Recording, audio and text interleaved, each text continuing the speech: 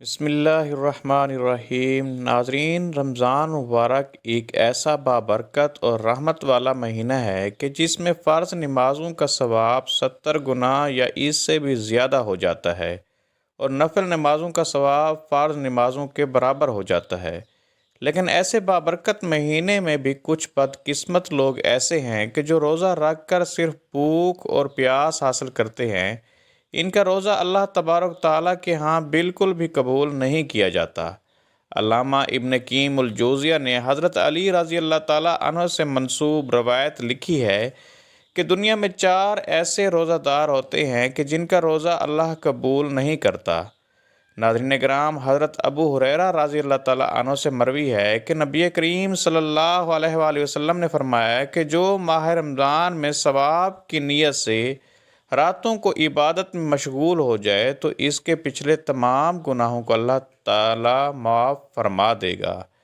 لیکن یہاں ثواب کی نیت رکھنے کا مطلب یہ ہے کہ عبادت صرف اور صرف اللہ تبارک تعالیٰ کی رضا حاصل کرنے کے لیے کی جائے۔ یہ عبادت شہرت حاصل کرنے کے لیے یا لوگوں کے سامنے دکھاوا کرنے کے لیے نہیں ہونی چاہیے، ورنہ پھر اس عبادت کا کوئی فائدہ نہیں۔ قرآن کریم کو اللہ تبارک تعالیٰ نے رمضان مبارک جیسے مقدس مہینے میں نازل فرمایا ہے، اس لیے مسلمان رمضان مبارک میں قرآن کریم کی زیادہ سے زیادہ تلاوت کرتے ہیں۔ نبی کریم صلی اللہ علیہ وآلہ وسلم ساری رات اللہ تبارک تعالیٰ کی عبادت میں گزار دیتے تھے۔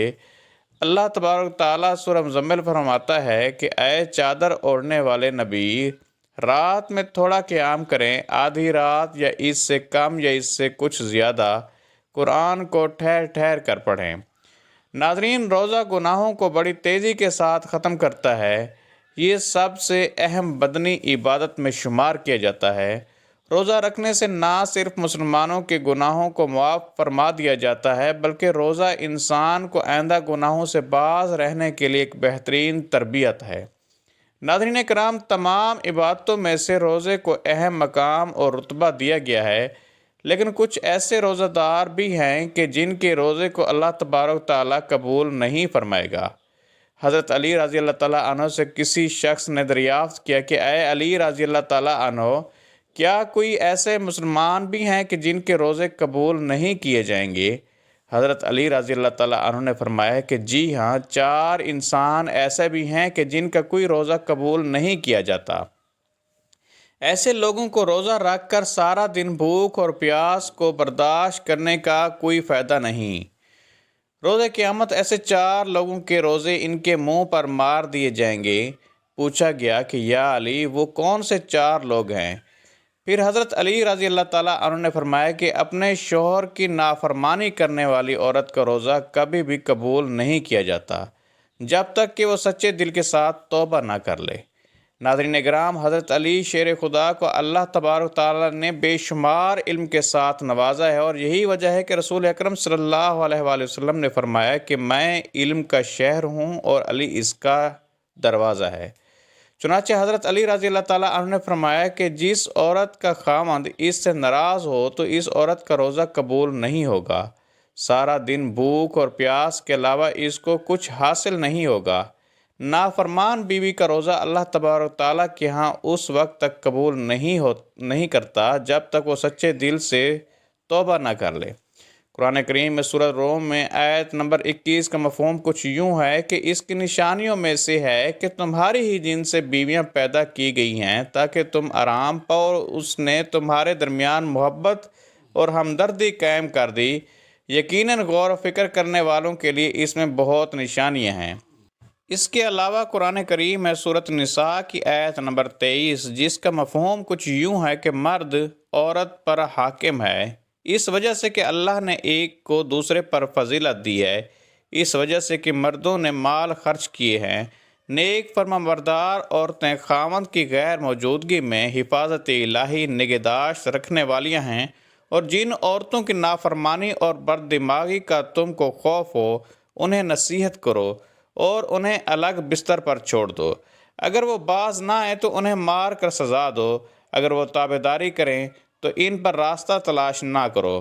بے شک اللہ بڑی بلندی اور بھلائی والا ہے۔ ناظرین کرام، حضرت حسین ابن موثر رضی اللہ تعالیٰ عنہ سے مروی ہے کہ ان کی پھوپھی کسی ضرورت کی وجہ سے رسول اکرم صلی اللہ علیہ وآلہ وسلم کی بارگاہ میں حاضر ہوئیں۔ جب وہ واپس جانے لگی تو نبی کریم صلی اللہ علیہ وسلم نے ان سے پوچھا کہ تمہارے شوہر کے ساتھ کیسا سلوک ہے؟ انہوں نے جواب دیتے ہوئے کہا کہ میں ان کی ہر ضرورت کو پورا کرتی ہوں، اپنی طرف سے تو کوئی شکایت کا موقع نہیں دیتی ہوں۔ نبی کریم صلی اللہ علیہ وسلم نے فرمایا کہ اپنے خاوند کا پورا خیال رکھا کرو، وہی تمہاری جنت اور جہنم ہے۔ اگر اس کے ساتھ اچھا سلوک کرو گی تو جنت میں جاؤ گی، اگر اس کے ساتھ بد سلوکی رکھو گی تو جہنم میں جاؤ گی۔